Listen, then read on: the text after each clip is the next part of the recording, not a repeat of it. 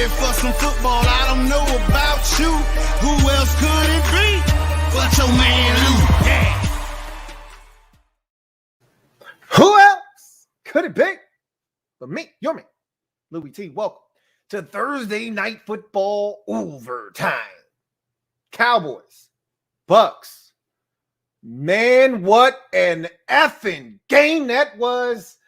Boy, do I love football. You know, it's crazy to me. And I'm going to get into this breakdown. This was a hell of a football game. But I knew this was going to be a good one. I think the first quarter of the first quarter, so maybe 4 minutes into the game, I'm really enjoying this thing. The Cowboys are moving the football. I think the Buccaneers went 3 and out, and then the Cowboys got the football. They moved it. They ended up having a punt. And I just said to myself, man, I missed football. And I said, this is going to be a damn good game. And boy, was it ever. And you know what's ironic is that last year, the Cowboys played on Sunday night, and it was a controversial call on OPI on Michael Gallup, and I thought it was a bad call. I understood the call, but I thought it was a bad call. I thought Jalen Ramsey just simply got beat, and they bailed him out. And the Cowboys ultimately lost the game because of that call. And tonight, no call on the what looked like a push-off. I didn't think they needed to throw the flag. I didn't have a problem with them. And that's not a bias of any kind. If it's a flag, it's a flag. And I said that last year when they got jobbed by the officials in that game against the Rams, that was not OPI and it should not have been called. This one, I could see how they could have called it. I'm glad they didn't call it because that's a back shoulder fade. A lot of times on those back shoulder fades, the corners are grabbing on the receiver because it's a sudden stop and he's planting and pivoting to the outside. So he's trying to stop, and he usually uses the receiver to stop by grabbing on him to pull him forward. So you got to get that guy off of you. And he fell down. I love the no call there. Let him play. And I mean, you got to give it up to both teams. They could have called the PI there, OPI. They didn't, and that ultimately was the ball game. Great kick by Ryan Suckup to put the Buccaneers ahead for good, the game-winning field goal. But I'll tell you this much: we knew the Buccaneers' run defense was good, and we could look at it a multitude of different ways. You know, I'm going to choose to take the angle of this is what you should get used to as a Cowboys fan, with Mike McCarthy as your head coach and Kellen Moore as your offensive coordinator. You're not going to run it a ton. However, in their defense, the Buccaneers have the #1 rated rush defense in football, and that's not going to change. Okay, you could see that tonight. What did Ezekiel Elliott end up with? I think maybe 10, 11 rushes for maybe 30 yards. Maybe at one point it was 10 for 29, and one of those runs was a 13-yard run. Like, you're not going to run against the Buccaneers. So I think they came into this game saying, to hell with the run. And I don't have a problem with that. The only thing I said was, you do got a dude coming off of some shoulder issues this offseason, so you might not want to throw it 60 damn times and 33 times in the first half. You might not want to do that. But if you think he's good, which we saw he was good, then you go out there and you just let it rip. And that's what they did. And Dak was on tonight.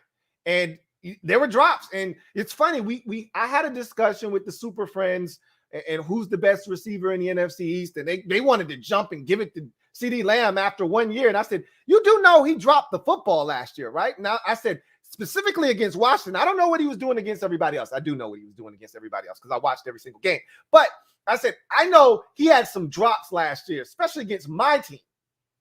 He had 9 drops last year. I didn't know the exact number, but I knew he had some drops. He had at least 4 in 2 games against Washington. I said, he's got some issues. He had some drops tonight. You know, he made some big-ass plays.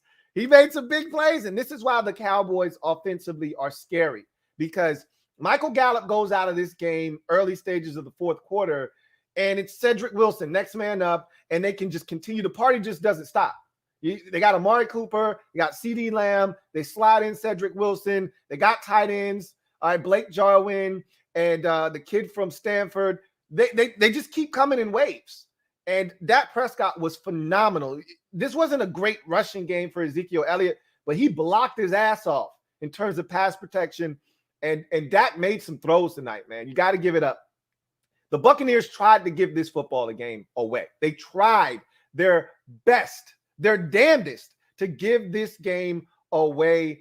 And luckily enough for them, the defense stepped up when it had to, and the offense stepped up when it had to. But you turn it over 4 times, you're asking, and look, let's call it 3. The Hail Mary before the half really doesn't count. You turn it over 3 times, 2 of them on back-to-back plays, no less.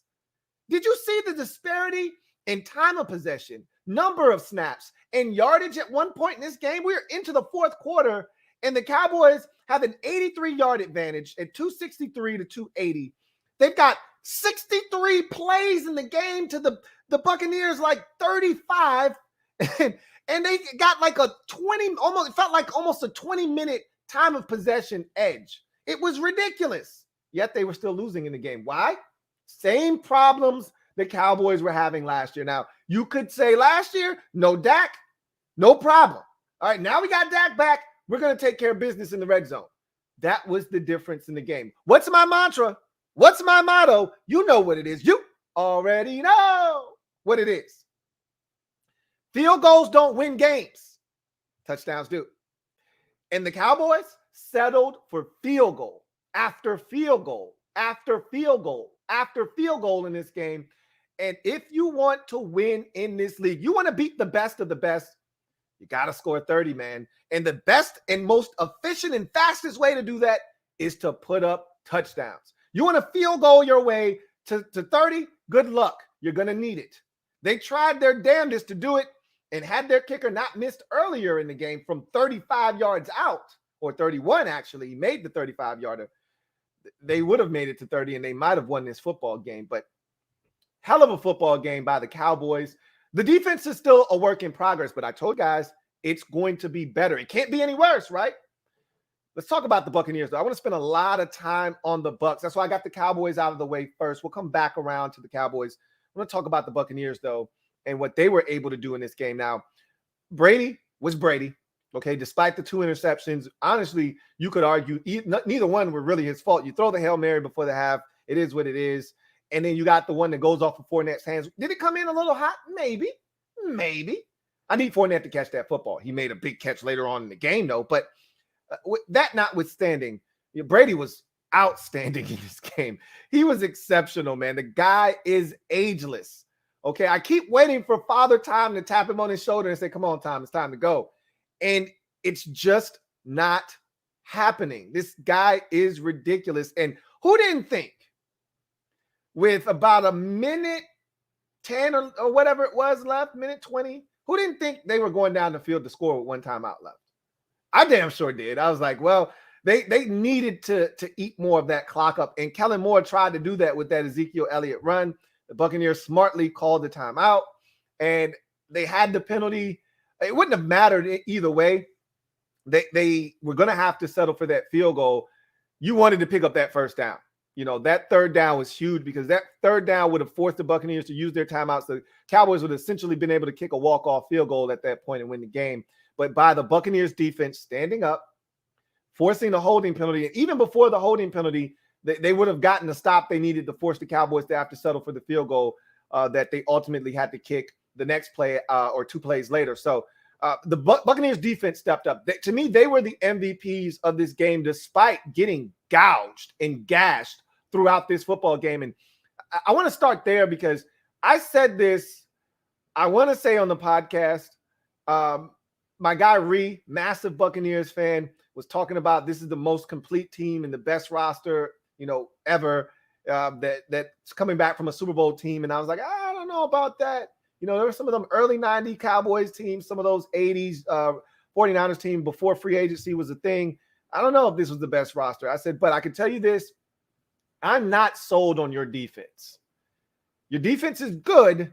It's not great. And I think you can exploit that secondary. If the pressure if the pressure is coming from your front 4 and you can blitz those backers, and we know what Devin White is as a blitzer. We saw what he did last year. Then this defense is dangerous. That's when they're at their best, when they can apply pressure up front. but they weren't able to really get to Dak Prescott. And when they did, Dak hung tough, took shots, delivered darts. And I told you, I don't really love their defense. I think their defense is good. I respect their coordinator more so than the actual individual parts. And you got to give some credit to Dallas. That offensive line, when healthy, really good. And you got to give some credit to Dak Prescott for hanging in there and getting balls to his receivers under duress. And you got to give those Cowboys wide receivers credit for making plays. That said, the Buccaneers defensively, when they had to have it, they got it. And you could look at that sequence of the 2 straight turnovers and them holding the Cowboys to a field goal with one of those situations. Then you look at the fumble by Godwin, them standing up, essentially forcing the field goal. Could they have gotten off the field? Maybe. I thought that offsides penalty by Joe Tryon Shoyinka was huge because it almost cost them the game. I don't know if the Cowboys convert that 3rd or 6 and not, but you get it to 3rd and 1, and that's easy pickings, and they were able to convert. So I thought the defense stepped up when it had to, but this was not a clean game defensively. Dak went over 400 yards passing on this defense. Now, it took him damn near 60 attempts, and they pretty much decided they weren't going to even try to run the football, and I don't blame them, but he still was slicing and dicing his defense. And, the interception that he threw, that's a perfect ball to CeeDee Lamb over the middle of the damn football field. He needs to catch the damn football. So I've got my reservations about this Buccaneers defense. I really do. But I thought they stood up tonight when they had to. They made plays when they had to, and that's huge. Ultimately, that's what gave them a chance to win this football game. The offense put this defense in some sticky situations. They played a ton of snaps tonight. My God, did they play a ton of snaps. And when they had to step up, when they had to keep Dallas out of the end zone, when they had to get the ball back to the offense, they were able to do it. So you have to give credit where credit is due to that Tampa Bay Buccaneers defense. As for the offense, I've got an issue with Chris Godwin. Okay, this goes back to the playoffs last year. I love Chris Godwin as a football player, but there are too many mental mistakes with this guy. Drops, he had a big drop, and that's a tough one. As a guy that has tried to catch footballs over the shoulder, whether baseball or football, it is not easy when you're running in one direction. Then you have to turn your body, relocate the football. He still should have caught the damn ball. And he'll tell you that. Catch the damn ball. All right. He had issues with drops last year. He had a drop in this game. That big one that was the one that kept the Cowboys in the game. Because at that point, Cowboys, I think, were trailing in the game by 2 or 3. I think it was 2 at that point. And you get that catch, they're probably going to score a touchdown. That was inside the 10-yard line, I believe. And you go back up 9. At that point of the game, I think it was about 7 or 8 minutes. They were done. I think they were done. Drop that ball, give the Cowboys an opportunity. I thought Bradley Pinion was phenomenal. I don't want to leave him out. A lot of times we gloss over punters and place kickers and specialists. He was phenomenal. So was Jadon Minkins. Both of those guys were exceptional for the Buccaneers. And just go ahead and throw Ryan Suckup in there as well. He made the game winner. He made all of his kicks tonight. Go ahead and throw him in there as well. The special teams for the Buccaneers were outstanding tonight. And arguably, that's why they won the game. You talk about winning 2 out of the 3 phases of the game. Well, you could argue that they won on the defensive side. They got the stops when they needed to. They kept Dallas out of the end zone. And you go either way with that because Dallas defensively forced 4 turnovers, 3 technically. I don't really count that Hail Mary before the half, but the defense for the Cowboys stepped up and made some plays as well. But I thought the defense of the Buccaneers got it done when it had to be done. And then their special teams, I thought, put them over the top with the win tonight. So offensively, though, for the Buccaneers, Godwin had some big-time foobars. That fumble nearly cost them the game. Nearly cost them the game. And he was still good tonight because Mike Evans was quiet. Not a big game from him. And my God, is Rob Gronkowski good? Does he drop anything? My God, is he good? And I remember at one point of his career, people were calling him a surefire first ballot Hall of Famer. And I had the audacity to question them. Like, Is this guy really a first ballot? You're damn right he's a first ballot Hall of Famer. He's one of the best tight ends these eyes have ever seen. The guy is phenomenal. He doesn't drop anything. And he made some big plays down the stretch, caught 2 touchdowns in this game. The second of which, the second of which was that's just some Brady Gronk shit. That's next level. Hey, we've been playing together for a decade. We know what the other one's going to do because he saw the blitz, and people treat Gronk like he's a meathead, like he's not a smart guy. Gronk's smarter than you think, on and off this field, okay? And he sees the blitzing defender. He knows, I got a defensive end on me. So I'm going to block him for a second. Brady's going to need me because this guy's going to come off free. He's going to come off hot. So I'm going to get up the field, and I'm going to turn and give Brady a target. Like, that's next level stuff. That doesn't happen with 30 out of 32 teams in the league. You might get one tight end quarterback combo that has that same synchronicity.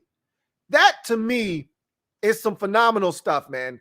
I'm floored by his ability to win. He's not the fastest guy.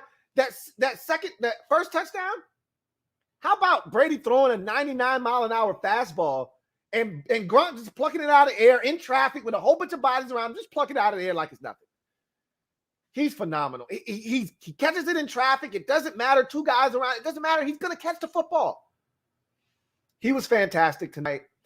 Giovanni Bernard. How about that catch on a 3rd down? Late in the ballgame, that final possession of the game. Shish. That was a big one. I thought the offensive line was pretty solid for the Buccaneers all night long. Gave Brady time, survey the field, get rid of the football. I just thought that this was a clinic. And I thought Fournette played well down the stretch, had a really good possession before the fumble by Godwin. That was all Fournette. Made the catch on rookie Micah Parsons on a play that easily could have been picked off. Brady was slipping and tripping, and threw it up for grabs, and Fournette bailed him out. Had some good hits in the run game on that possession. Had a good catch out of the backfield on a 2nd down to pick up a 1st down and move the sticks. I thought he was really solid. How about Rojo fumbling? His ass did not see the field. One thing about Bruce, I know Uncle Bruce doesn't play with the fumbles, okay? Uncle Bruce doesn't do the fumbling thing. Remember last year in the playoffs, Keyshawn Vaughn fumbled against Washington in Wild Card Weekend? Not only did we not see him for the remainder of that game, we did not see Keyshawn Vaughn the remainder of the postseason. Rojo fumbled in the 2nd quarter. We didn't see him for another snap the remainder of the game, I don't think. So he doesn't play. If he did come back, he didn't see the field in the 4th quarter when it was winning time. He damn sure didn't see the field for much of the second half. So Bruce doesn't play with the fumbles. He doesn't do that. So that was funny to see. But outside of that, man, I said this going into the game. The key for the Cowboys was going to be getting Brady off the spot. They did it on the opening possession of the game, and they really weren't able to do it much more afterwards. Brady was pretty comfortable back there in the pocket. You know, they tried to blitz on that 3rd down in the red zone. He finds Gronk for the touchdown. There were a couple of times they tried to heat him up, and it was to no avail. There were a couple of times where they actually did get to him and force Brady out of the pocket. But at the end of the day, they didn't do it enough.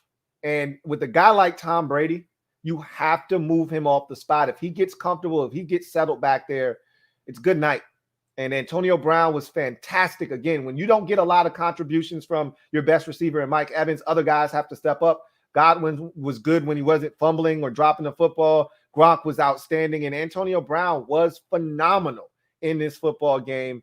And I tell you what, man, the Buccaneers with 4 turnovers still find a way to win. And that tells you just how good of a football team they are. They tried to give this game away, and the Cowboys wanted it. They just weren't good enough to take it. And they were offering up the gift. And sometimes when a team is giving you a gift, you have to take it. You have to be willing to receive the gift. And the Cowboys simply didn't make enough plays. And when you go 1 of 4 in the red zone, you probably deserve to lose. No, you don't probably. You deserve to lose the football game. You deserve to lose the football game. So, what a game. What a game. What a game. That's why the NFL is king. And that's why we love this game. My God. Whew. Feels good to be back. Feels good. Welcome back. Welcome back. Welcome back. Welcome back. That's why the NFL is the best in the business. Let's get to the comment section, man. Wow. What a game. What a game. What a game. What a game. What a game. What a game. So the Cowboys are 0-1. Buccaneers are 1-0. And you heard the statistic. The Cowboys don't play another team that, was a playoff team from a year ago until week 11. So this would have been a huge win for them. But if anybody had any reservations about Dak Prescott, and I can't tell you how many Washington fans, in the offseason, well, Dak's coming off of ankle surgery. I don't know what he's going to do. I said, it's not his ACL. It's not his back. I was more concerned about the shoulder than I was his ankle. Like, he's going to be fine. Don't worry about his ankle. It's an ankle. It's not his arm. It's not his shoulder. It's not his back. It's not his neck. It's an ankle. He'll be fine. You saw that tonight. He was spectacular. Let's see.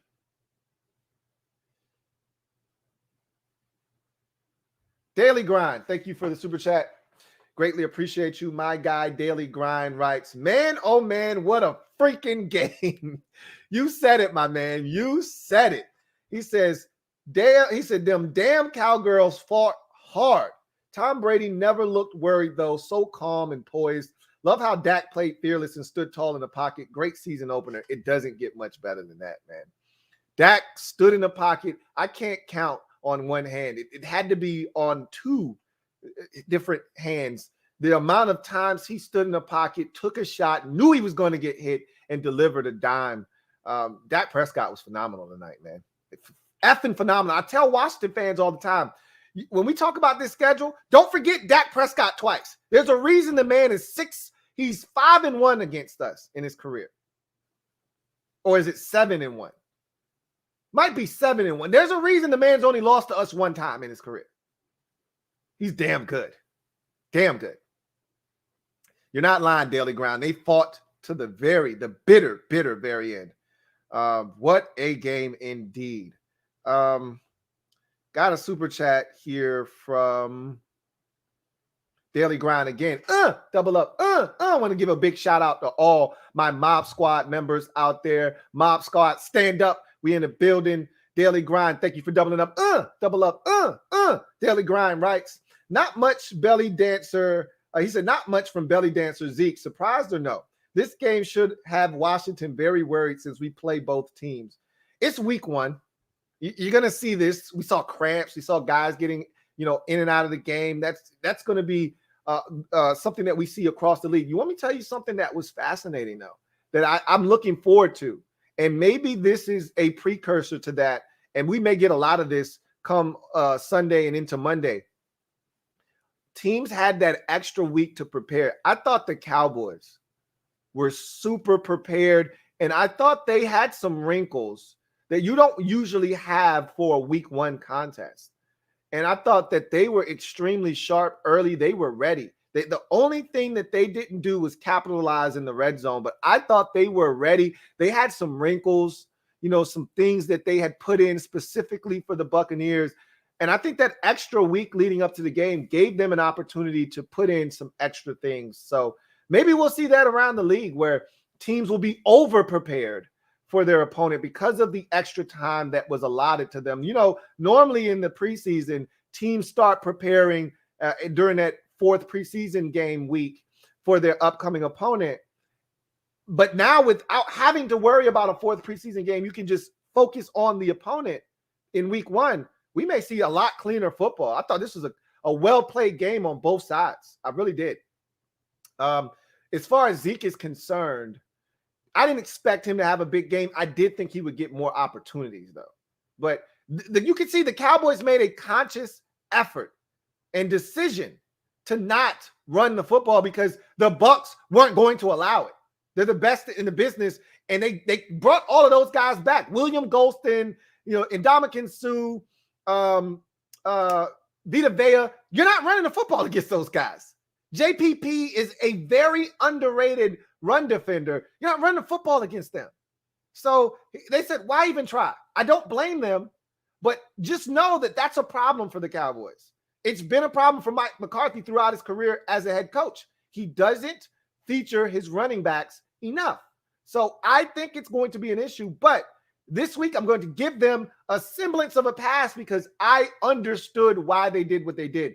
You don't need to bang your head up against a brick wall. You know who you're facing. You know who you're going against. Their weakness is in the secondary. Exploit that. And that's what they aimed to do. And I thought they did a pretty solid job of doing exactly that. And it didn't help that the Buccaneers had injuries coming into the game. Jordan Whitehead, one of their safeties, was out. Then you lose one of your corners, Sean Murphy Bunting, early in this game. And then you had their other safety, Mike Edwards, dealing with cramps. So they were really shuffling a bunch of pieces around in that secondary. And I thought one of the biggest plays of the game was Adams, the backup safety, coming in on that option. He gets off that block and tackles Zeke. If he doesn't, it's a walk-in touchdown. So, even their backups came in, and I told you the defense stepped up. It wasn't pretty, but it was gritty, and it was an effort worthy of a dub for the Buccaneers defensively. Thank you for the super chat. Greatly appreciate you. Fat American, thank you for the super chat. Greatly appreciate you. My guy, Fat American, writes, if we can't score 30 or more versus the Cowboys, we will lose. That's almost every team in the league, though. If we keep it in the buck, if you're playing an explosive offense, we know the Cowboys are explosive offensively. Like, this game shouldn't have surprised you. I think a lot of you want Dak Prescott to not be good. I don't know why, because the guy is good. The man is good. And I've been telling you guys this for a very long time. Like, when he was potentially looked upon as maybe a free agent if the Cowboys couldn't find a way to reach a deal. And Washington fans saying, I don't want Dak Prescott. I'm like, you a goddamn lie. If he's available, I'd sign his ass. The guy's a hell of a football player. And I said their offense is the best in the NFC East. If Dak Prescott is healthy, which we see that he is, you see what it is. You know what this is. Okay, hands up. It's a stick up. You know what it is. They got the best offense in the division. And the question has never been offense with Dallas. It's always been defense. Always. And that hasn't changed. We still got question marks about their defense. It looks better, but how much better? We're going to find out. Let's see. Got a brand new member. C, thank you for your membership. Greatly appreciate you. My guy C comes in as a bronze member. Stand up, C. You are officially in the building as a bronze member of the MOBB. Y'all know what to do. Open your arms wide. Welcome in, C, to the squad. Thank you for your membership. Zacchaeus Maggette III, thank you for the super chat. Greatly appreciate you. Zacchaeus Maggette III writes, Tampa Bay did get away with an OPI. I agree. I think that was OPI late in the game. I like to let the guys play, though. And I'm not just saying that because I wanted Dallas to lose and I did not pick them to win the game. I'm saying that because I much rather the officials. I remember I had a rant in the NFC Championship game when they called pass interference late in the ball game, and they hadn't been calling it all game. I'm like, just let them play. I love the way that game was officiated until the very end when they decided with the game in the balance, they wanted to throw the flag and impact the game. And again, it was an obvious blatant hold in that NFC Championship game. It needed to be called, but you haven't called it all game. So why are you calling it now? Same thing here. I felt like they had been calling the game tight all game long for the most part. Everything was ticky-tack. If you put a hand on the guy, they were calling it. And I thought they would have called that. I'm shocked that they didn't call it. He says, now Dallas knows how it feels because the refs are usually always on Dallas's side. I beg to differ with that. It may seem that way, but I just told you an instance last year where the officials took a game from them week 1 against the Rams on a Sunday night on an OPI on Michael Gallup that wasn't. And now this year, ironically enough, the same thing happens in reverse. This time they don't get the call. And that's nothing but the football gods, evening things out. Some things might have gone their way in the game that shouldn't have. And I thought that offsides on Joe Tryon Shoyinka, I thought that Amari Cooper moved outside first, but it is what it is. The football gods have a weird way of balancing the scales, and I thought they did that there. CJ Shoots photo. Thank you for the super chat and being a member of the MOBB. My guy CJ Shoots photo writes, such a great first game of the NFL season. NFC East will likely come down to 1-game lead at the end of the season. I believe that to be the case as well. This was also a win for Washington tonight. Hail. Look, you wanted Dallas to fall to 0-1. At the end of the day, you got a nice snapshot of what they can be if they stay relatively healthy. They're going to be a team to reckon with this year. I told you this division will not be what it was last year, which was the laughingstock of the NFL. There will not be jokes about the NFC East. I don't think we're going to send a 12 or 13 win team to the postseason. But what I do think is the winner of this division will have to win 10. I do believe that to be the case. And the Cowboys just showed you tonight, they're fully capable of getting double digits in the left-hand column. So I don't think this is going to be a division that we need to be ashamed of this year. I think it's going to be one hell of a division race down the stretch. I really do believe that. MF Compton 1. Thank you for the super chat. Greatly appreciate you. Who writes, very rare a team wins the turnover battle handily and loses the game. Proves great quarterbacking can overcome mistakes. And the Cowboys failed in the red zone to get touchdowns. Great show, Louie T. Thank you, MF Compton 1. And that's where the difference in the game was, honestly. It came down to the Cowboys' inability to be efficient in the red zone, having to settle for field goals, and then having their kicker miss a 31-yard field goal. That hurts because that's supposed to be money in the bank. You get that close to the end zone and you have to settle for a field goal. Your drive stalls out at the 13. You need your kicker to come on and bang it through the uprights.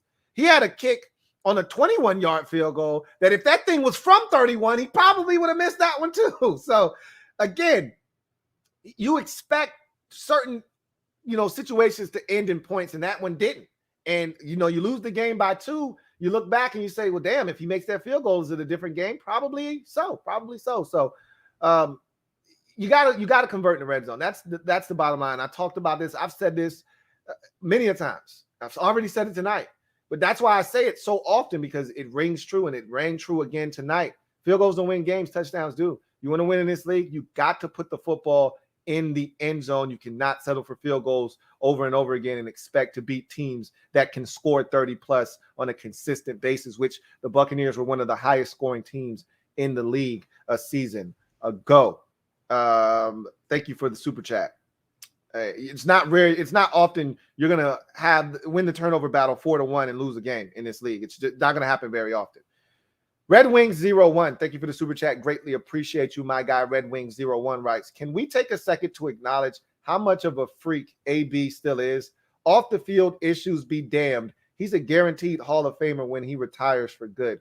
Absolutely. It's never been a question of talent with Antonio Brown, which is why every time he's had these F-ups off the field, teams have still given him opportunities. I've always said, talented people in every walk of life, it doesn't matter what you're doing. You could be an IT guy. You could be, a construction worker. It doesn't matter. You could be an architect. If you're talented, you're going to get more opportunities, even if it's proven that you're an F-up outside of work. Okay, people are still going to give you opportunities because they know that you have greatness inside of you. And if they can just get you to keep your head screwed on straight long enough, they know they can tap into that greatness. They have a chance to excel because of your talents. So people with talent get more opportunities than people without it. Okay, so prime example, Kareem Hunt, Ray Rice. Now, Ray Rice's situation was a lot more damning. It was a lot more gruesome. However, if Kareem Hunt wasn't talented, he's not back in the league. If Ray Rice was much more talented than he was, he probably would have gotten another shot. And same thing with Antonio Brown. There's a reason the Patriots gave him a shot. There's a reason the Raiders traded for him despite all of the nonsense that was going on for him. He never played a snap for them. There's a reason that he's been given chance after chance. Same thing with Josh Gordon. Nobody's going to give this guy 8 million chances unless he's super talented, and he's proven that. And Antonio Brown, it's always been a case of, can he keep it together off the field? Because the on-the-field production, there was a stretch there for about 3 years in Pittsburgh where everyone knew he was the best receiver in football. It wasn't a doubt. There were other guys that were bigger, stronger, faster. Julio Jones, Calvin Johnson for a stretch there. There were other guys that we would put ahead of him because they were bigger, stronger, faster. But if we're just looking at straight numbers, production, and guys making plays when it counted and mattered most, there was nobody producing at a higher clip than Antonio Brown for a stretch there when he was with the Pittsburgh Steelers. So it's never been a question of his talent. And you're continuing to see that. The guy is a super talent, and he's definitely a Hall of Famer. No doubt about that. Fat American, thank you for the super chat. Double up. Thank you for doubling up, Fat American. Greatly appreciate you.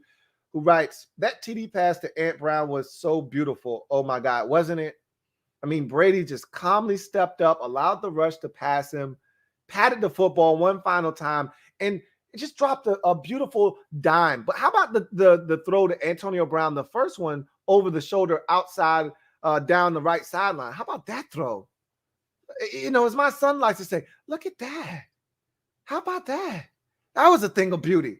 I mean, Brady was just dropping dimes. Both quarterbacks, to be honest, just dropping dimes. You know, Dak has a snap to hit the ground on third down. And he just calmly picks it up, rifles a dart, knowing the guy's bearing down on him, going to hit him in his chin and hit him in his gut, I should say, and throws a rifle shot to Amari Cooper for the touchdown. Throws another beautiful corner route. Again, pressure in his face, knows he's going to get hit. Puts a beautiful dime out there for Amari Cooper to run under on the corner route. Both of these quarterbacks were amazing, but that pass to Antonio Brown was exceptional for sure. Redskins 007, thank you for the super chat. Greatly appreciate you. Who writes, Brady just had to bless them. He did. And again, who didn't think that Brady was going to move it down the field and they were going to score once he had about 1:20 left with a timeout? Who didn't think that wasn't going to end up being the Cowboys' fate? I mean, I knew at that point, I said, they're going to lose this game now. The only thing that could save them was if the kicker, Ryan Succop, missed, you know, or the Buccaneers did what they had been doing all night, which was self-destruct. Have a ball tip off someone's hands into the waiting arms of a Cowboys defender, and that's how the game ends. But other than that, if they just left it up to Brady, they're going to lose a football game. And they pretty much left it up to Brady. Diehard Giants fan, thank you for the super chat. Greatly appreciate you. Who writes, sup, Louie? What's up, diehard Giants fan? He says, what a great ending, huh? Yeah, absolutely. What a phenomenal, it was just a phenomenal game start to finish. It wasn't just the ending. That game was exceptional from start to finish. Metaphor, thank you for the super chat. Greatly appreciate you. And thank you for being a member of the MOBB, who writes, just glad Dallas lost. Watch the football team grab first and don't look back. If only it were that simple. Can it be that it was all so simple then? It would be nice to just win against the Chargers. First of all, you got to win against the Chargers and then not look back, but it's not going to be that easy. This thing's going to come down to the final week of the season. And if I'm not mistaken, who do we have? I think we might have the Giants week 17, I think. We'll see what happens. Craig 4. Thank you for the super chat, Craig. Greatly appreciate you. Who writes, Dak throws for 400 in a Cowboys loss. Sound familiar? Yeah, it actually does, Craig. Sounds very familiar. Different circumstances, I may add, but very familiar to last year. How many times did he throw for up over 400 in a losing effort last year before the injury? Remember, he got off to that ridiculous start where I think he had over 1,400 yards passing in the first 3 weeks of the season, or maybe it was 4 games before he got injured in that Giants game. I don't know if that was week 4 or 5, but yeah, every week it was another loss. It was another 400-yard passing performance. They were falling behind in games, though. They were getting their asses handed to them. You know, it'd be 38-10 late, early fourth, late third, and then they come back and Dak will throw them back into the game like he did against Atlanta. That actually was a win. But then they got, was getting destroyed by the Browns. They needed a late Odell Beckham Jr. reversed. They had to recover an onside kick first, did the Browns, and then Odell Beckham Jr. had to put it away with a reverse. But yeah, last year it was ridiculous the amount of 400-yard games Dak had in them still losing the ball game. He did it again. He did it again to start this season off. But vastly different circumstances. They were in this game from start to finish and had a chance to win. But as you mentioned, Craig, sounds quite familiar to me. Thank you for the super chat, Craig 4. Alex De Herrera, thank you for your membership. Greatly appreciate you, Alex. Let's see what Alex is.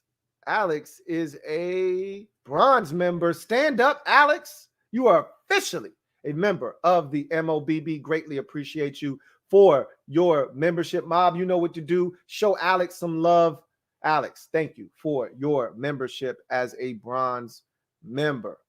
As we continue on, John Perez, thank you for the super chat. JP, greatly appreciate you. My guy John Perez writes, what a great game that was. As soon as I saw 124 left with Brady getting the ball, I was like, yeah, Dallas lost. And that Hockey League referee crew once again was trash. Flags every 4 or 5 plays. Nasty.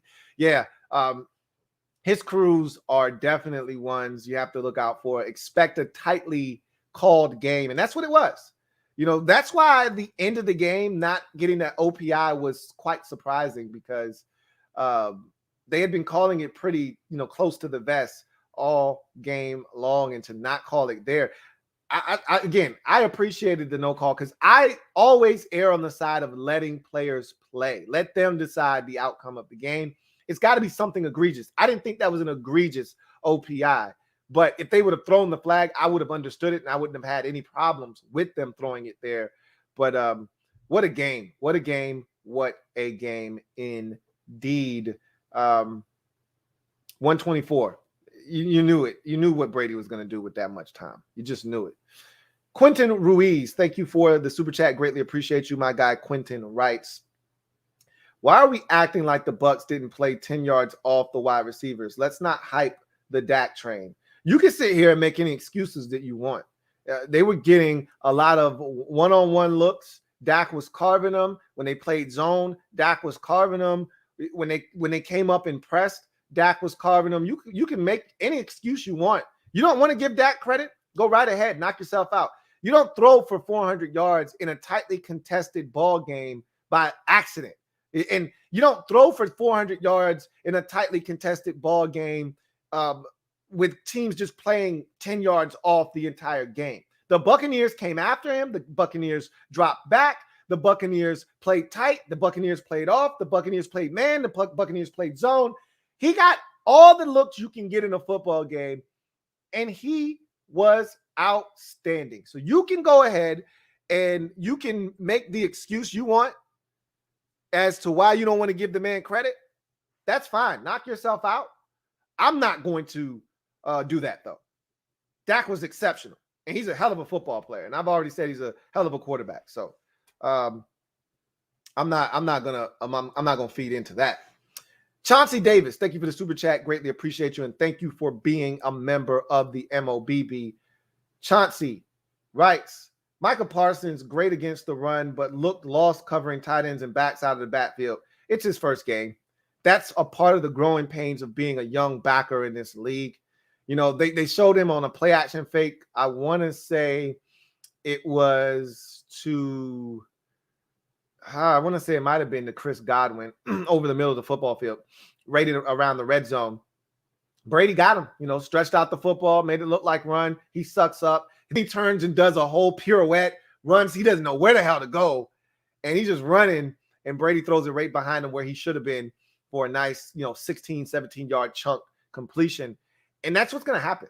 He's a young backer. These things take place, but he's going to be a good one. He's going to be a really good football player. That is for sure. Excuse me. Twin D, thank you for the super chat.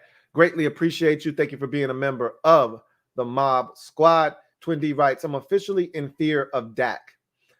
He's the real deal. Dallas still averaging 30 points scored against. Apparently, the only thing to stop Dak is the Dallas offense, or maybe you meant the Dallas defense. I don't know why. I think I'm in more awe and shock and amazement that so many of you didn't really know what Dak was about. Like, I think a lot of you are just figuring out that Dak's good, and I don't really know why that is. He's been good for a really long time. Okay. Thank you for the super chat, Twin D. And you should be fearful of Dak and that Dallas Cowboys offense. But as you mentioned in that same comment, they're still giving up 30 plus. If you can score, if you've got a potent offense and you can protect up front, you can get after that secondary. You can move the football on Dallas. Derek B, thank you for the super chat. Greatly appreciate you and being a member of the MOBB, who writes, McCarthy will pass 50 times a game and the D will be gassed. Those two things don't have to be synonymous with one another. They can be mutually exclusive, because I thought Dak and the offense actually did a really good job of keeping their defense off the field. I mean, we saw time of possession. We saw the amount of plays they ran tonight. You know, if you're quick striking, that's one thing. If you're running a Chip Kelly type offense where, you know, it's boom, boom, boom, and if there's a 3 and out, your defense is back out on the field. Yeah, but that's not what they were doing. They were methodical with their approach to throwing the football. They kept their defense off the field for a few spans throughout the course of this game, where we didn't really see their defense for a while. Some of that had to do with the Buccaneers turning the football over, but Dak, I mean, there were drives. The first drive of the game for Dallas started at the 2-yard line. Now, it didn't result in points, but they moved it off of their 2-yard line, flipped the field position, and they were throwing it. They weren't running the football. So Mike McCarthy is going to throw the football. That's a staple of what he does. And now you got an offensive coordinator in Kellen Moore, who's a former quarterback. They're going to throw the football. Okay, make no mistake about it. But it doesn't mean that the defense is going to be put in jeopardy or in some precarious situations because they're throwing it so much, especially if they have the success like they had tonight. We'll see what happens moving forward. Chauncey Davis, thank you for the super chat. Double up. Thank you for doubling up, Chauncey Davis. Greatly appreciate you. Who writes, Lou, Chauncey, after watching Tampa Bay's short yardage defense tonight, missing Peyton Barber already, watching the football team brings better interior pressure than what I saw tonight. I can tell you this, the Buccaneers, their run defense is second to none. Their defensive line is as stout as it gets.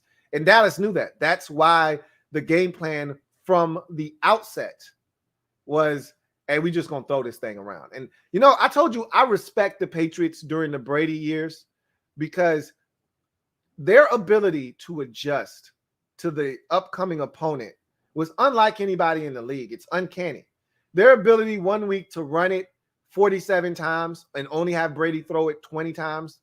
And then the next week, Brady throws it 51 times and they only run it 11 times, because it's all based and predicated on what the other team is incapable of doing. Oh, you can't stop the run? Well, you're going to get a heavy dose of it this week. Oh, you can't stop the pass? Well, here comes Brady firing it 51 times. They knew they couldn't run against Tampa Bay, so they knew this was going to be a Dak Prescott game, and they almost got away with the win with them throwing it 60 times, 58 to be exact for Dak in this game. But at the end of the game, at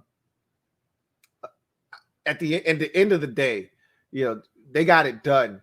I can tell you right now, Peyton Barber will be missed, but how much? If guys step up, we may be able to get away with him no longer being in Washington. We'll see.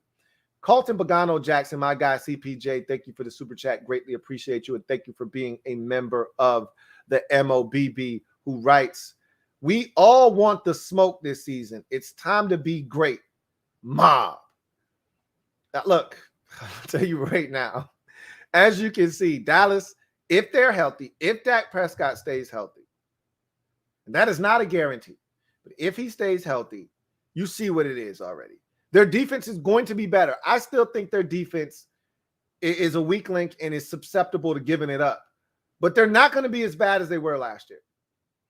Dak Prescott being the best quarterback in the NFC East gives Dallas a chance, and maybe the best chance to win the division. If he plays like he did tonight, they're not playing Tampa Bay every week. If the defense forces 4 turnovers, they're not playing Tampa Bay every single week. That's a winning formula for the Cowboys. What they did tonight, they bottle that up. They take that on the road next week to Los Angeles against the Chargers or back home, and they play the way they played tonight. They're going to win more games than they lose this season. That's for sure.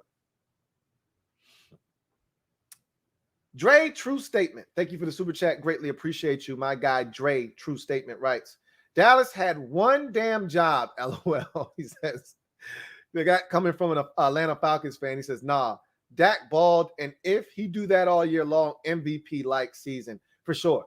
And remember, that's what he was heading towards. Even though they were in losses, I think they had started out 1-3, despite him getting off to the start that he got off to. Had he continued on that trending, he was trending towards throwing for over 6,000 yards at the beginning of the season last year. Remember that.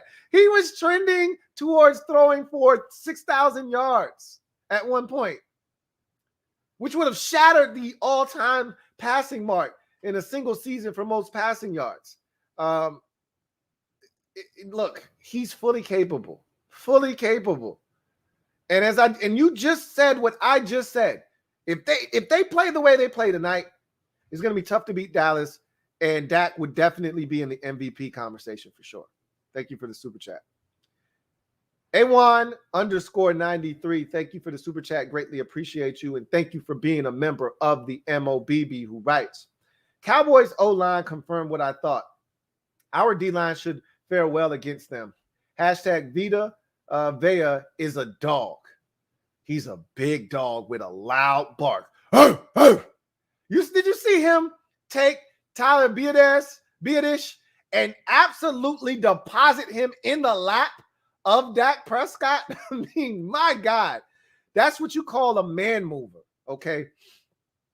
Their offensive line didn't have one of their best, if not their best offensive lineman in Zach Martin, and I thought they actually fared well. Dak had time for the most part tonight, and when he didn't, it was because Tampa tried to put him in the microwave and heat him up, and he stood tall. They gave him enough time, and he was able to deliver the football accurately. So I actually thought their offensive line fared well tonight, but we will see.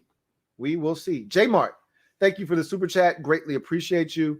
My guy, J Mart, writes, happy Dallas loss. Tampa Bay time. Damn, Ravens are hurting. Yeah. I think their third running back of the offseason went down after J.K. Dobbins gone for the season. We're going to talk more about this on the podcast tomorrow or tonight or later on today, I should say. But yeah, the injury reaper hit Baltimore hard. They may need Latavius Murray after all, after signing Le'Veon Bell. We'll see what happens there. Metaphor, thank you for the super chat. Greatly appreciate you. Thank you for being a member of the MOBB, who writes, Zuerlein making D-Hop look like an all-pro. I'll take it. Greg Zuerlein at one point was one of the best kickers in all of football. When you got to be a special kicker to get a nickname. And at one point, he was Young Jeezy. You remember that with the Rams? Then he was Greg the Leg. That's why he's in Dallas, because the special teams coordinator in St. Louis / Los Angeles was John Bones Fossil, who is now the special teams coordinator for the Dallas Cowboys. And the Cowboys had kicking woes last year. And Zuerlein, or maybe the year before that, I should say, Zuerlein's going to come in and they think help clean that up for them. And he was a little spotty tonight, but when they needed it most, he banged it home. So I think he's a good kicker still. We'll see. You know, they talked about him having an injury this offseason, not really being able to kick and not feeling like himself. Still had a 60-yarder that almost made it. It didn't have enough distance, but shit would have been good from 58. So we'll see what Greg Zuerlein ends up looking like this year. Diehard Giants fan. Double up. Thank you for doubling up. Diehard Giants fan. Greatly appreciate you. Thank you for doubling up. Who writes, sorry to be off topic. He says, but not going to lie, Louie, I love that you hold everyone accountable in those roundtable. Mad respect, especially when LB goes off. Hey, no, that's what I'm here for, man. I'm always looking to hold people accountable because I want people to do the same thing to me. I try to hold myself accountable. I don't think anybody can hold themselves to a higher standard than I hold myself to. But at the end of the day, I'm not going to let you sit there and talk reckless. You know, it's one thing to believe in your team, and then there's another thing to be talking crazy. And if you're talking sideways out of your mouth, that's when I got to step in. But again, you know, you never know. Maybe, just maybe, Law knew something. Maybe they are going to win, 13 games. I think he had them at 13-4, and Lloyd Brunson had the Eagles at 12-5, or was it the other way around? It might have been the other way around. Whatever the case may be. I don't think either of those teams are going to get to either of those landmarks, but we'll see. Thank you for the super chat, diehard Giants fan. I knew what you were talking about. Thank you for the super chat and tripling up, diehard Giants fan. I knew exactly what you were referring to. Twin D, thank you for the super chat. Double up. Thank you for doubling up, Twin D. Greatly appreciate you, my guy. Twin D writes, so if we beat the Chargers on Sunday, the week 2 game between Dallas and the Chargers at the Chargers will be to avoid an 0-2 start. That will be a hell of a game, again, if we beat them. Absolutely.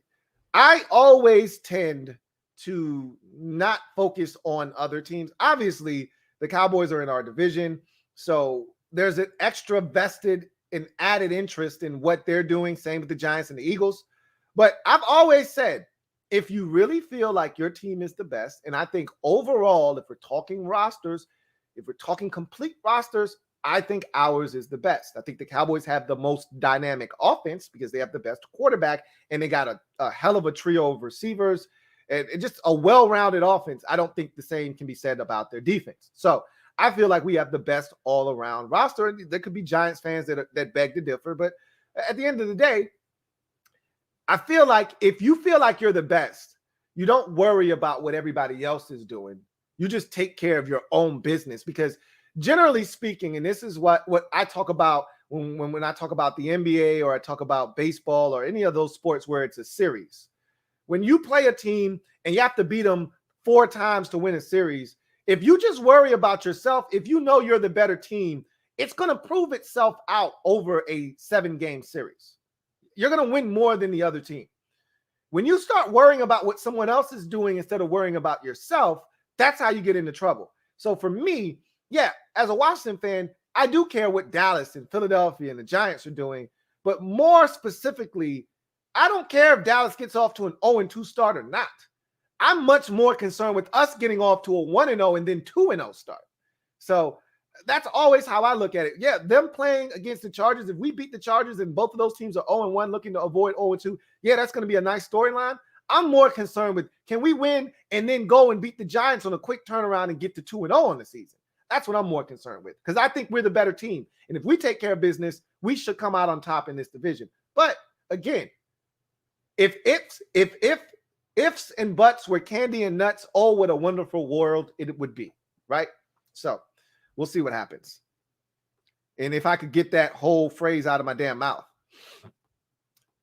Damn Twin DC Decipher. Thank you for the super chat. Damn Twin Decipher. Greatly appreciate you. Writes, imagine a real Washington Dallas NFC East rivalry again. I remember it. Too many have never gotten to ever really know it. It's a shame that a lot of us, I'm included in this, have never really gotten to experience what a real Washington-Dallas rivalry is all about. You know, when we won our last Super Bowl, I was 5 years old.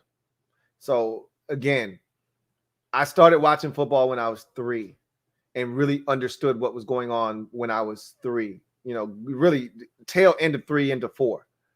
So I've never really seen this rivalry at its peak or, even a semblance of it. I mean, Washington's never been good at the same time as Dallas and vice versa. When one's good, usually the other stinks. The one time the two collided essentially, was 2012, week 17. And even then, it was for a division that ultimately was won at 10-6. It wasn't like if Dallas beats us, they win the division at 9-7. So, I mean, it wasn't like it was 13. Somebody was going to win the division at 12-4. It was Dallas had a chance to win it at 9-7. We had a chance to win it at 10-6. So, I would love it, man. I would love nothing more than for both teams to be good. There was always that Thanksgiving game. What was it in 2016? Washington was 6-3. I think Dallas was like 8-1. Or we might have been 6-3-1, and Dallas was 9-1, I think, that year. Whatever. Bottom line is, we need to worry about us, and we'll see what happens going forward. Jason Rogers, thank you for the super chat. Greatly appreciate you. Jason Rogers writes, so did Jameis Winston's yards as well? I remember you laughing at that Cowboys fan who said he was close game. Now it's respect. What are you talking about? I don't even know what the hell, Jay. First of all, can you put your thoughts into an articulate sentence? That would help a lot. I have no idea what you're trying to say, Jason. Sorry about that. J Mart, thank you for the super chat. Greatly appreciate you, J Mart. Double up. Thank you for doubling up. My guy J Mart writes, impressive QB play. We have to get a franchise QB.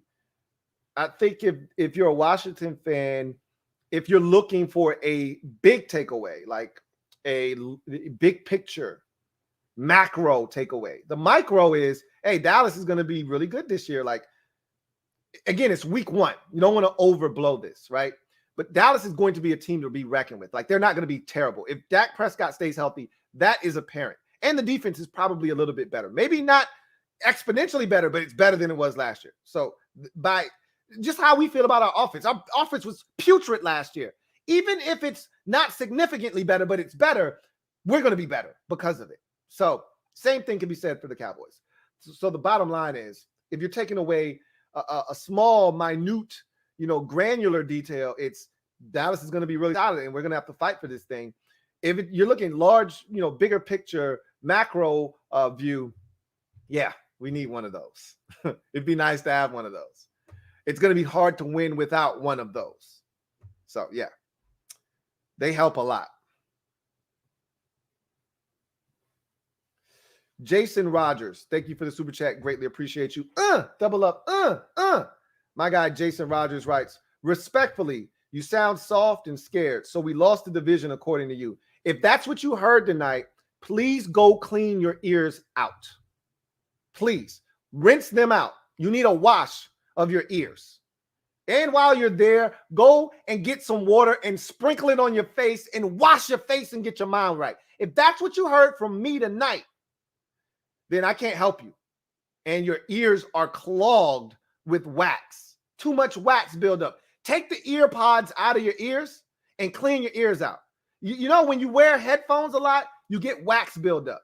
You've been wearing headphones for far too long, my man. Go ahead, take them out, clean your ears out, and then come back and listen to what I said. Watch the video again and listen to what I said. And if you feel the same way after that, I can't help you. Chauncey Davis, thank you for the super chat. Greatly appreciate you. Thank you for tripling up, Chauncey. My guy Chauncey writes, Lou, Chauncey, I am still in the vehicle with you and Ron, but after watching Dallas tonight, I tightened my seatbelt a little tighter. Again, I can't stress this enough. There's no reason for you to be afraid. This is what you should have expected from Dallas. Now, did you expect the game to be this competitive, this tight? No. And one could argue on both sides. If Dallas scores in the red zone, maybe they win this going away. If Tampa Bay doesn't turn it over 4 times, really 3, Maybe they win this game going away. If Godwin doesn't drop a deep ball, maybe they win this thing going away. Maybe if he doesn't fumble the ball right at the 2-yard line, maybe they win this going away. Again, if ifs and buts were candy and nuts, oh, what a wonderful world it would be. But those things did happen. Dallas did keep it competitive. They did almost win this football game. But the offense did what I told you they were capable. And you know that I don't have to tell you this. If you've been watching Dallas with your own 2 eyes, this is what Dak Prescott has been doing throughout his career. He's just doing it at a higher level with a greater understanding now. So you shouldn't have been blown away by Dallas's performance tonight, other than maybe their defense was a little bit better than you thought and they forced 4 turnovers.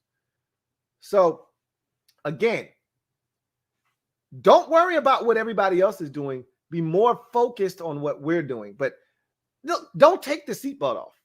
And if you want to tighten it, by all means, go right ahead. But the seatbelt should be buckled in because we don't know what kind of a ride we're in for. So the seatbelt should be tight already to begin with. I can't speak for you, but mine is tight. I'm not slackening it at all because I don't know what the hell Ryan Fitzpatrick is going to do. I don't know what the hell this defense is going to look like. We think it's going to be good. We could be wrong. We could be in for a rude awakening, and Justin Herbert could go out there and do exactly what these quarterbacks just did tonight to us on Sunday. We don't know. That's why you put the seatbelt on and you get ready for one hell of a ride. Thank you for the, super chat, Chauncey Davis. Roderick Frederick, thank you for the super chat. Greatly appreciate you. Roderick Frederick writes, what up, Louie T? Great show. Thank you, Rod Fred. He says, I'm a Washington football team fan. I'm happy the Cowboys lost, as am I. But Mike should have used one of his timeouts during the Bucs field goal attempt. I thought he was going to do that. Great point. I meant to bring that up.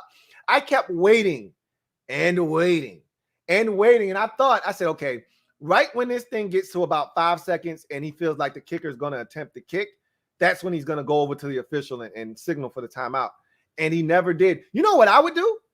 And I don't know. I think Mike Shanahan might have done this before. You know what I would do? I would go over to the official. And I know the kicker's going to see me and he's going to be expecting me to call the timeout. And I would stand there and act like I'm going to call the timeout, and I wouldn't. That would play with his mind as well. Oh, yeah, he about to call the timeout. I would purposefully go over to the official while the kicker is setting up so he knows I'm about to call the timeout and not call it. Because in his mind, he's thinking, I'm not really kicking this ball. But he never even went over to the official. He just didn't call a timeout. And sometimes it works in your favor because the kicker misses and then you give him another chance and he makes it. But I want to ice a kicker. I'm not going to let him kick this kick without something happening. I'm going to play with his mind in some way, shape, or form. Either I'm going to fake like I'm going to call a timeout and don't, or I'm going to call a timeout, but I'm not just going to stand there and let him kick it. I'm with you, man. Great point, Roderick. Great point. Calienta and Las Cales. Thank you for the super chat. Greatly appreciate you. Calienta and Las Cales writes, Dak is nice, but he can't take them late pass hits all season and expect to finish the season. Yeah, you're talking about those hits he's taking staring down the gun barrel. That's part of the job of a quarterback. He says only one option run tonight too didn't look good. Yeah, it didn't. They had two actually. Dak kept the first one, and then the second one he pitched it. It was an option that to Zeke that they thought they were going to score a touchdown on. And again, Anthony Adams. I think it's Anthony Adams. It's double A. I know that Adams is his last name, was filling in for Mike Edwards, who was dealing with a cramp at the time. Fantastic play. That's one of those game-changing plays. If that's 7 instead of 3, it's a different ball game. Dallas probably wins this football game. That's a big-time play. Thank you for that super chat, Caliente in Las Cales. Red Wings 0-1. Double up. Thank you for doubling up. Red Wings 0-1, who writes, we may not have Curtis Samuel this week, but how does the Chargers possibly not having Austin Eckler factor into our chance of victory? it factors in a lot. I mean, he's a big-time player for them. He's a do-it-all, Swiss Army knife. I'm going to talk about that on the Washington Football Nightly program, but it's a big deal. You know, it might be 1-for-1. Our Swiss Army knife may not play, and theirs may not play, and theirs not playing may be a bigger blow to them than ours not playing for us. So we'll see what happens. DCJ, thank you for the super chat. DCJ, greatly appreciate you, who writes, I hope Dallas is fully loaded. I want no excuses. Glad Dak is balling. I feel Dallas's D got exposed, especially linebacker usage. Number 9 is gone. 11 is tough. I've long said that I want teams to be healthy when we play them, you know, especially the ones in the division. But I'm not turning down any gifts. I already told you that. If we get to the Cowboys late in the season and Dak's not healthy, or we get to the Giants and they're playing Mike Glennon, you know, or the Eagles are playing Joe Flacco, I'll take it. I'm not turning down any gifts that teams are handing out. You know, at the end of the day, I want teams healthy because I don't want to hear any excuses when we beat you. Like last year, we swept Dallas. Oh, we didn't have Dak. Yeah, okay. I get it. And maybe, look, if history repeats itself, Dak's been pretty much flawless against us. Stands for one game in 2018 where his kicker missed a field goal that would have sent it to overtime. Outside of that, he's been pretty much flawless against us. So, yeah, I get it. He didn't play last year. That's why we swept you. But I don't want to hear excuses. I want to hear excuses. So I'm with you on that for sure. As far as Dallas's defense getting exposed, I thought what I found really interesting is that they were subbing in their linebackers, you know, so much, especially early in the ball game. Like they had specific roles for guys, almost like a tell. What do they think the offense is going to do? The opposing offense. Oh, we think they're going to run. Leighton Vander Esch, get in there. And remember when Leighton Vander Esch first came in the league, he was more of a pass defender, you know, like his calling card coming out of Boise was he was great in coverage. Well, I guess that's not the case anymore. So anyway, thank you for the super chat, DCJ. A1_93. Double up. Thank you for doubling up. Greatly appreciate you. Who writes, can we acknowledge Brady saying no to a play calling, another one throwing a back shoulder to Godwin and getting into game-winning field position? I don't know if Brady turned something down and made that play or not, but that's just Brady being Brady, man. I mean, that first of all, that throw was ridiculous, and he had made several other ridiculous throws throughout the night.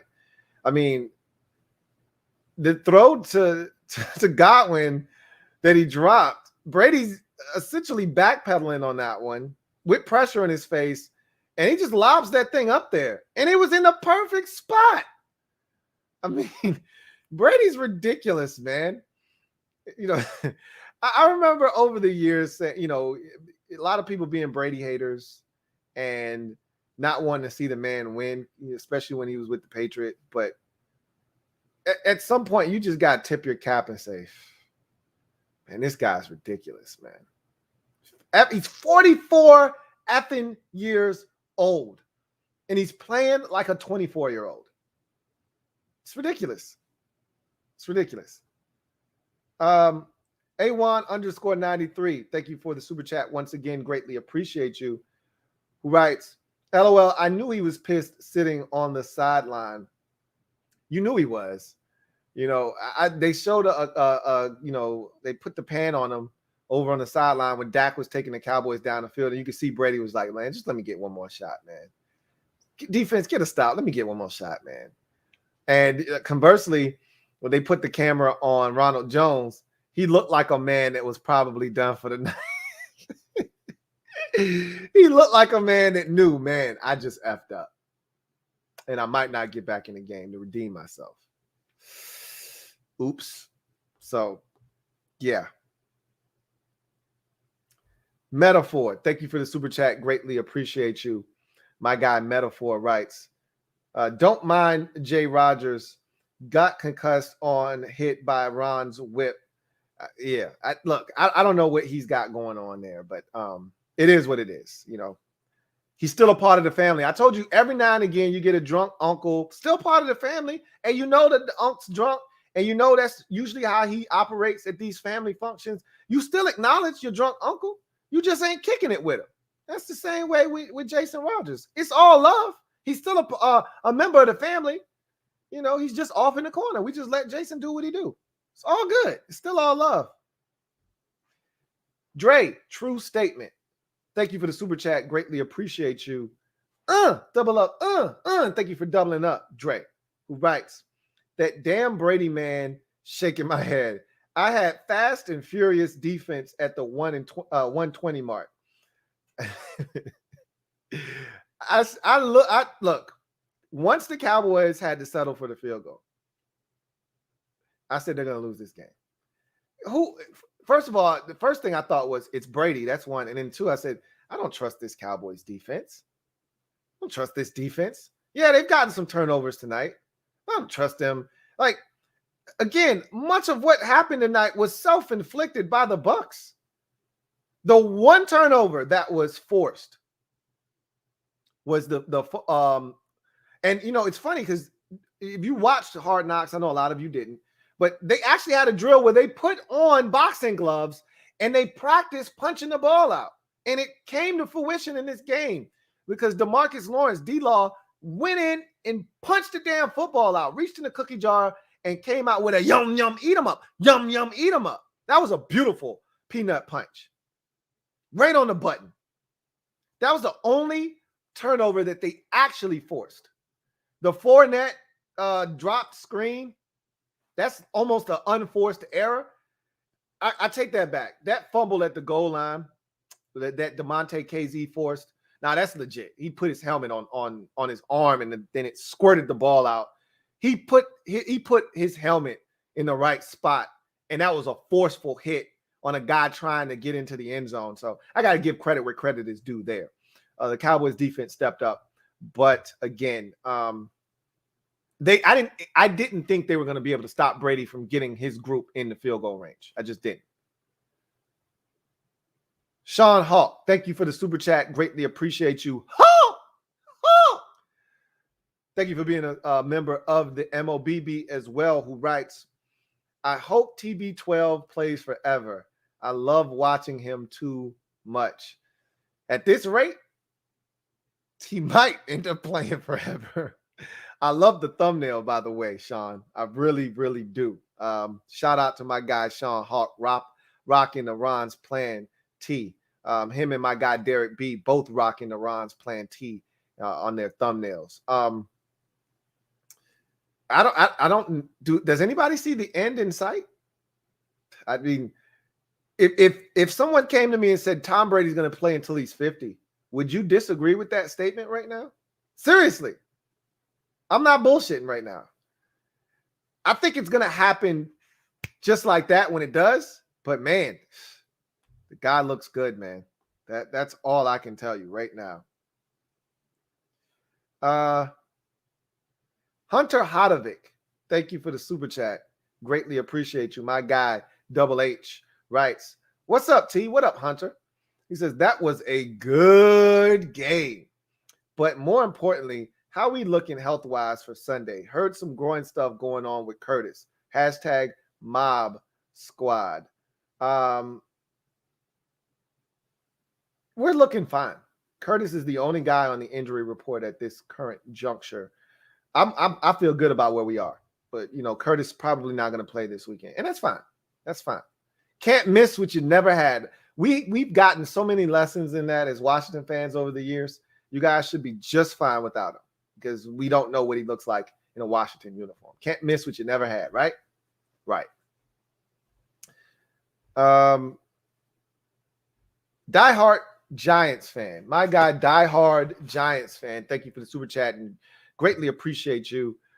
Fourth of the night for diehard Giants fan who writes, to pick an educated Washington football fan's mind, where are your 3 areas of concern for who?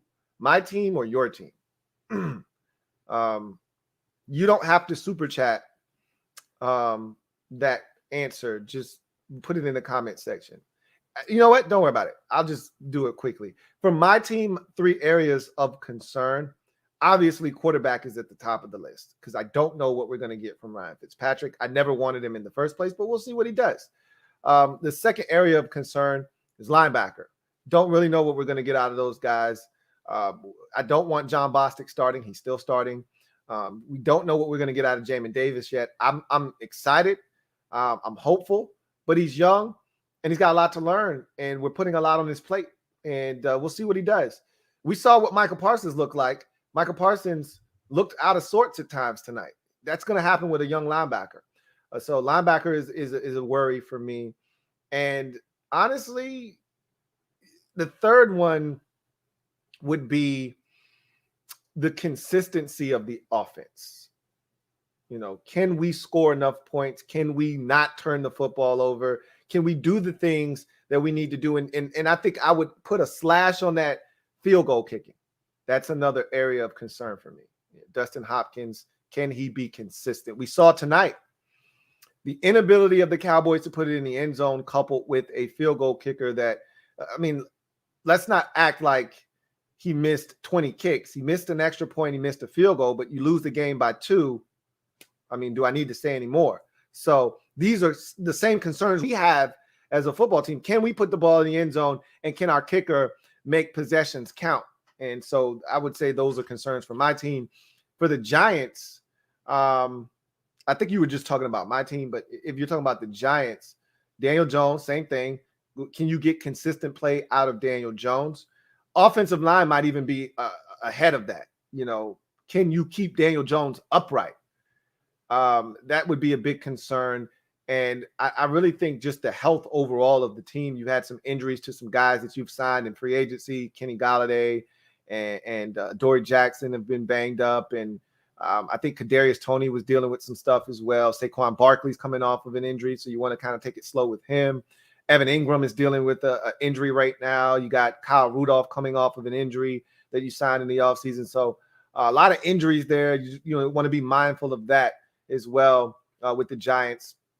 And the biggest thing for the Giants defensively is, can you get after the quarterback? I mean, I know Leonard Williams was phenomenal for you last year in the sack department, but you need pressure off the edge, which is why you drafted Ojulari, Azeez Ojulari out of Georgia. But, you know, that's the biggest thing. Can you get pressure on the quarterback on the defensive side of the football? Anyway, I digress.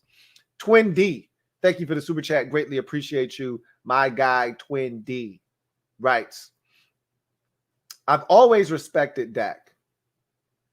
I guess what really hit me was how he didn't seem to miss a beat after a horrific ankle injury and a curious arm situation. I can respect that opinion. I can respect that angle of it.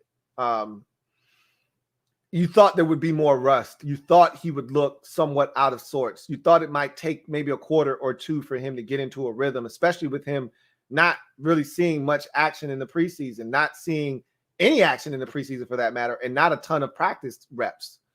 I can understand that angle and that perspective, but this is what I was expecting, you know. And I told, I don't know if I told everyone or not, but I said I'm not sold on this Buccaneers defense like everybody else is. I think you can move the football on them, and we saw that tonight. So I know I see where you're coming from. I see where you're coming from. Curtis Owens, thank you for the super chat. Greatly appreciate you. My guy Curtis writes, what up, Lou? 551 watching and only 120 likes. Unsatisfactory. Hit the like button and stop lurking. HTTWFT. I couldn't agree more. You know, over 500 of you out there, no less than 200 likes with 500 people consistently in the stream. Should be well over 250, to be honest with you. And we just hit 200. Let's keep pushing that number up. Thank you for bringing that to light, Curtis. Greatly appreciate you. Thank you so much for that super chat. Damn Twin Decipher. Double up. Thank you for doubling up. Greatly appreciate you. Damn Twin Decipher, who writes, Washington football team schedule will be a true measuring stick to just what we are made of, to show us pretty much what we are made of, to show just what we are made of. Okay, let me slow down there. The QBs we have to face, brutal, but I wouldn't have it any other way. I'm right there with you. I love the fact that we had Nick Mullins on the schedule, and we got to face a backup after Joe Burrow got hurt at the beginning of the second half against Cincinnati, and that we got to face Andy Dalton twice, and we got to face Jalen Hurts, and all of these backup quarterbacks that gave us an opportunity, during the season.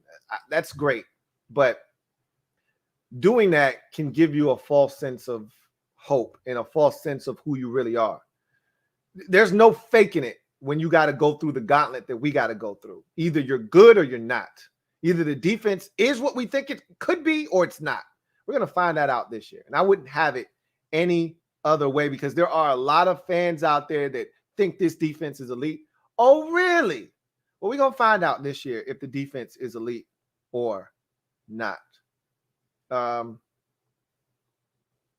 Robert Snyder, thank you for the super chat. Greatly appreciate you. Robert Snyder writes, Lou, Cowboys fans said Brady's last pass placed them in field goal range was interference. What do you think? Yeah, it was. I'm not denying that. I like that they did not call it, but the way they were calling the game all night long, all night long, all night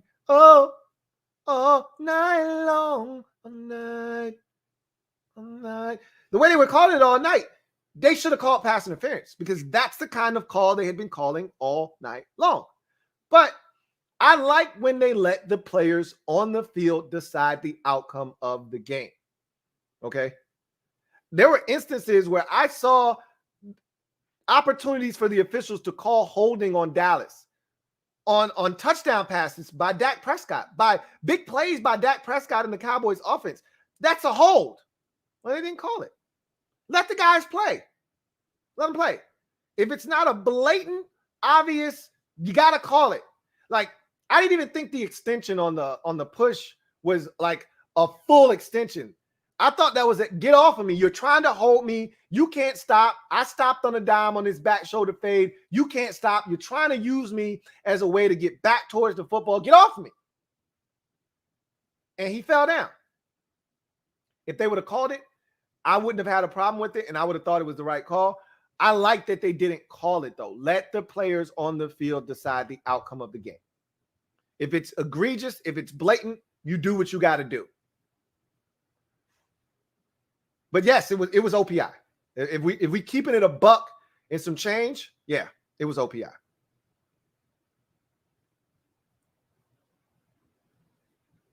Barry Curtis, thank you for the super chat. Greatly appreciate you. Thank you for the super chat, Barry Curtis, who writes, don't forget how we played Tampa tough last year with a roster that was significantly less talented than what we have now.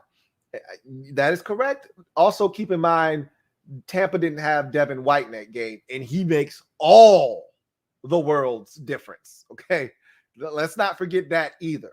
But yes, we were significantly less talented than what we are this year. But the bottom line is, it doesn't matter. It was funny. I was having a conversation with the mob earlier today, and I told the mob flat out, because somebody had said, I want Dallas to get blown out. And I'm like, look, I don't give a shit if it's by 1 or 31. I just want them to lose, because I really thought Dallas was going to be competitive. I didn't think it was going to come down to a late field goal by Tampa Bay. I didn't think it was going to be that close. I thought Dallas was going to be competitive. And I told you guys on the podcast, I said the last time Dallas was in this position, they won. They beat the Giants on banner night back in 2007, I believe it was. No, 2012, excuse me. So I said, they're fully capable of going in there and throwing a monkey wrench in Tampa's plans, but I didn't think they would do that. And they almost did. They almost did.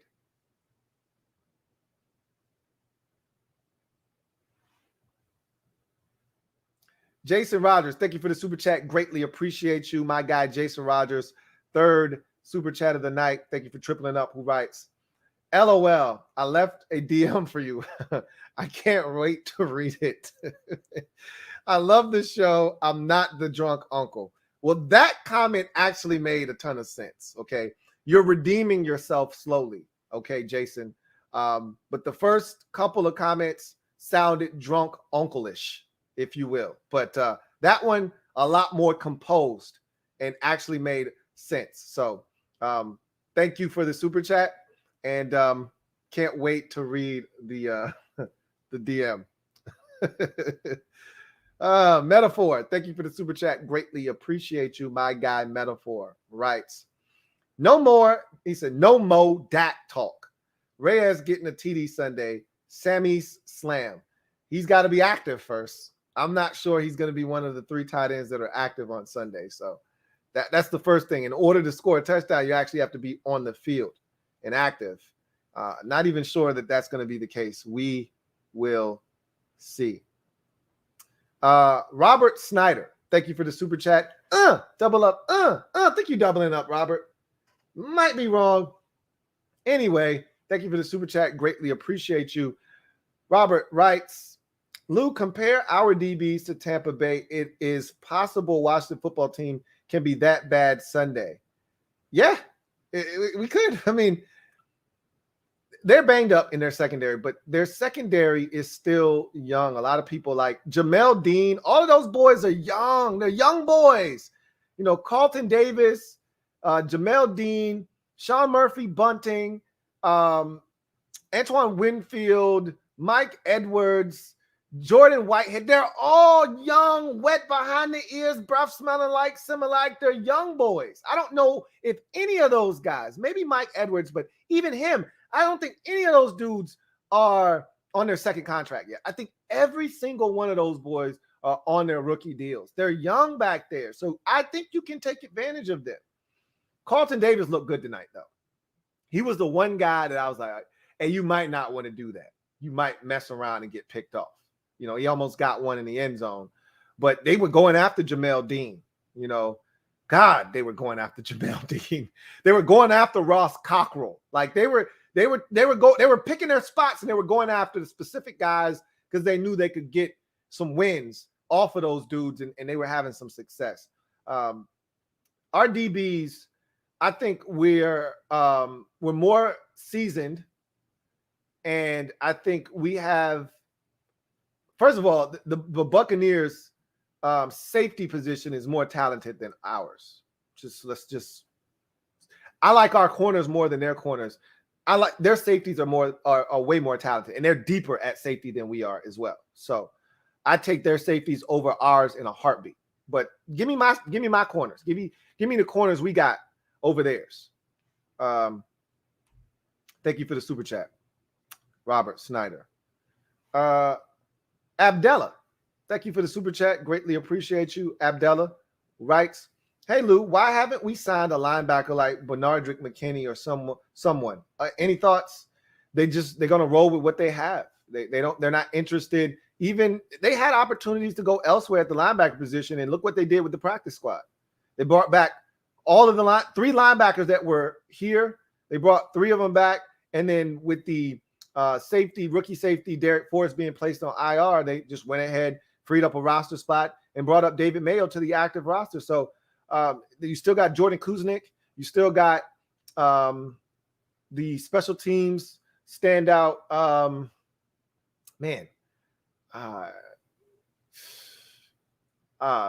can't think. I'm blanking on his name right now. I can see his face. Jared Norris.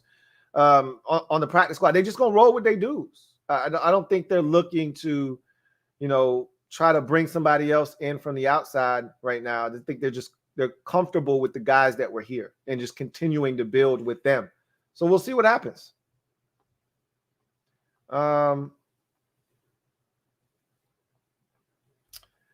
Giants fan, thank you for another super chat. You've been outstanding tonight. Really do appreciate you, Diehard Giants fan, who writes, yo, with this consistent production value, it's a crime you're at 18K. I mean, what can you do, man? I don't control what people do. All I can do is continue to put the content out, right? He says, Sub this man up. Thank you. I appreciate that. And if you're out there and you're watching this and you haven't been subscribed to the Louie T Network, what are you waiting on? This is what you get. Great content over and over and over again. And I'm not afraid to toot my own horn. I've been telling y'all that for over almost a decade now. You know, the content is here. So sub it up. I really do appreciate you. He says, completely unbiased. Do yourself a favor and subscribe. Thank you for that public service announcement, diehard Giants fan. Really do appreciate you. And that's coming from a Giants fan. So y'all know that's what it is. I'm not going to lie. Let me give it to you straight, no chaser. And even if it means, you know, talking about my team, it is what it is. I told you, I'm not a cheerleader. If you're looking for a cheerleader, there are other channels out there that will fulfill that need for you. But if you want it straight, I'm going to give it to you. I'm the man for the job. Thank you for the super chat, diehard Giants fan. Josh Kirby, thank you for the super chat. Greatly appreciate you. My guy Josh Kirby writes, saw tonight that the NFC East isn't the least. We're coming back slowly but surely. Hype for the season ahead. I said that. I want to say I said it during the Super Friends stream, and I said it after that stream as well. This division won't be the laughing stock of the NFL. You know, I wouldn't be surprised if it's the AFC South, with Houston and Jacksonville probably both being terrible, especially Houston. If Indy and Tennessee aren't good, if it's just Tennessee, they have a chance to be really bad. That division does. If Indy isn't really good like they were last year. But I know this much. This division isn't going to have, you know, 3 teams, all 4 of their teams, first and foremost, under 500, and 3 of the 4 under 500 with 1 team. I still think it's a 1-bid league, though. I still think we're only getting 1 team in, and that's the division winner. But I don't think it's going to be the division winner at 8-9 this year. I think the division winner is 10-7. I think there's going to be a team that finishes 9-8 right behind the 10-7 division winner.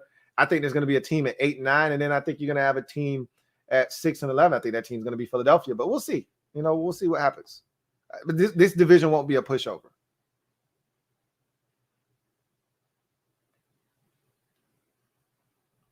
Robert Snyder, thank you for the super chat. Greatly appreciate you. My guy, Robert Snyder, writes, I watched film on San Diego, the Chargers, left tackle Slater. He looks for real. He is legit.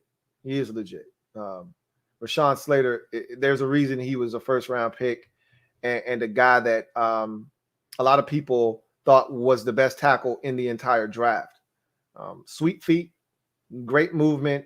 I don't think he's a dog in the run game, but in terms of pass protection, you're not going to find many more guys that have the movement skills and the ability to redirect like him in the pass game. So he's legit. We got our work cut out for us, but you know, you want to win, you want to show what you're about. You're going to have to take it to, you know, good tackles in this league. And so we're going to find out what our boys are about.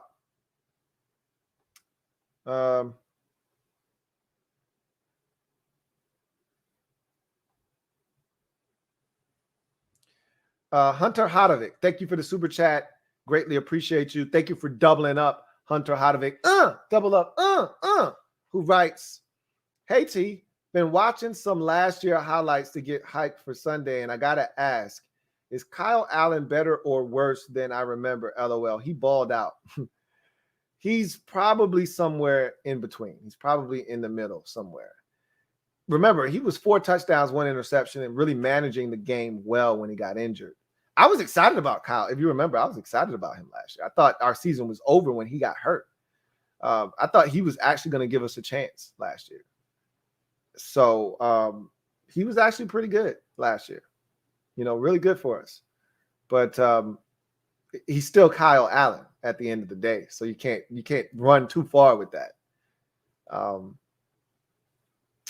So yeah. Pop Tart Timmy, thank you for the super chat. Pop Tart Timmy, love the name and the thumbnail. Who writes, hey Lou, why you in all black like the Omen? Cowboys lost. This is a good day. LOL. Hashtag smash that like button. Actually, I was so into the game that, first of all, this isn't dressed in all black like the Omen. This is just the get up. Black is my favorite color to wear. So you'll see me in black more times than not, but I don't have on a hat or anything extra, no extra accessories that accentuate the shirt. So it's not dressed in all black like the Omen. I was so enthralled by this game. Like, I was so wrapped up in what was going on. I didn't change. I planned on changing before coming on, but so much was happening, So I never really got a chance to do anything other than prepare for this show so that when the game was over, I could jump on and try to be on as soon as possible. So, there was no rhyme or reasoning to what, I put on in particular. The game was so good. It really was. Thank you for the super chat. And as Pop Tart Timmy said, hit the like button. All right. Abdella, thank you for the super chat. Greatly appreciate you. Double up. Thank you for doubling up. Abdella, greatly appreciate you. Abdella writes, I'm skeptical about our secondary speed and run defense. What solution would you do, Lou? Also, our wide receivers need to play good.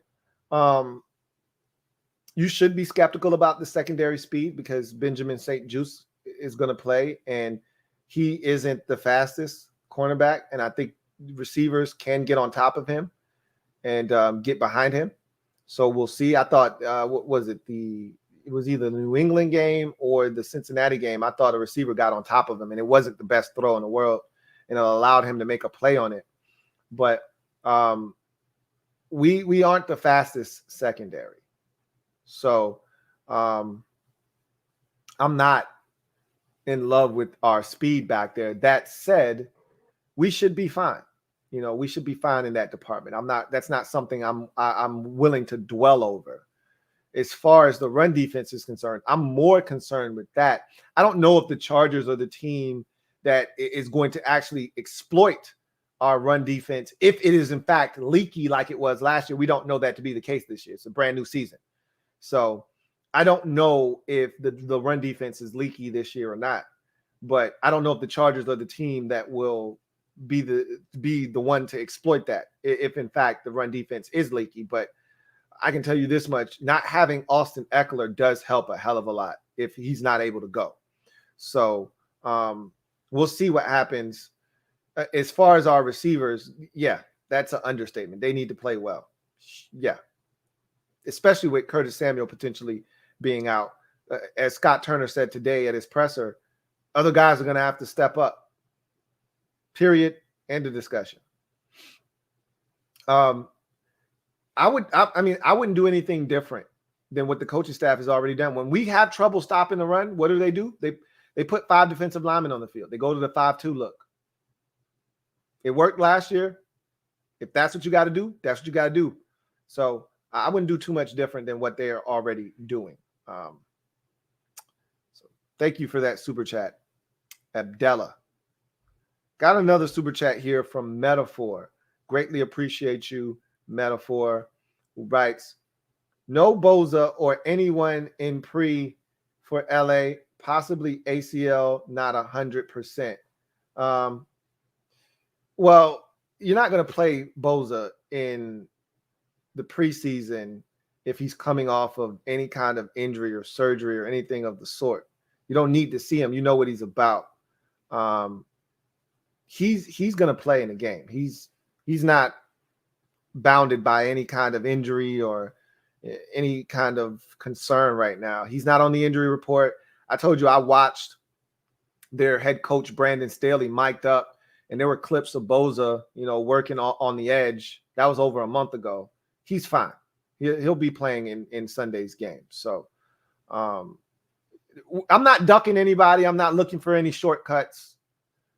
If Sam Cosmi is legit, then he's going to have to block, Joey Boza. I've already said, don't just leave the young fella out to dry over there on an island. You can't protect him on every single drop back. There are going to be times where he's going to have to put his big boy pants on and block Joey Boza mano a mano. But I still feel like on the way out, get a piece. You a running back on the way out, get a piece. Tight end on the way out, get a piece. Got to chip, got to help. Do your part. Get a piece. All right. So we'll see what happens. We'll see what happens. But I'm not running. We need to find out how good Sam Cosmi is. Sonny Rawson, thank you for the super chat. Greatly appreciate you. And thank you for being a member of the MOBB. Greatly appreciate you. Sonny Rawson writes, not going to lie, Lou. The Cowboys are going to be tough. I agree. Ironic to see the classic Dan Quinn choke to start the season off right for Washington. Hashtag Bob. So that's not fair to Dan Quinn. I actually like Dan Quinn a lot. They didn't choke anything here. I mean, if you're talking, a minute 20 with the greatest quarterback of all time, the GOAT Tom Brady, and he only needs a field goal. He doesn't even need 6. He just needs 3. Did you really think that they were going to get a stop there? Like, Dan Quinn has been known for choking away huge leads. That was never the case in this game.